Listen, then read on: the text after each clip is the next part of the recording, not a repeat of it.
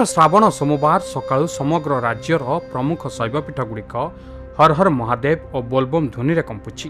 कोरापुट जिलार प्रसिद्ध शैवपीठ गुप्तेश्वर में श्रावण सोमवार अवसर में भक्तों अमाप समागम देखा मिलता।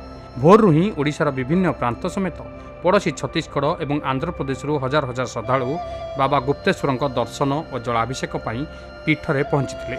पवित्र गुप्तेश्वर गुंफारे प्रवेश कर भक्त माने बाबा जलाभिषेक करने सह बेलपत्र और फूल अर्पण कर अत्यंत भक्तिपूत परिवेश रे पूजार्चना करथिले।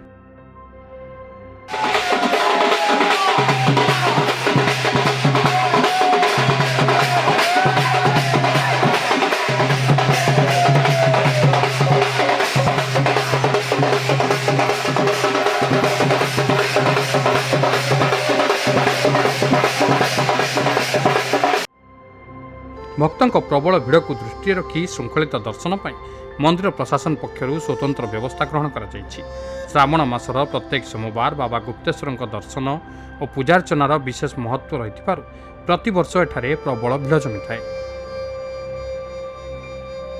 जयपुर मनोहर त्रिपाठी रिपोर्ट, खबर ओडिशा।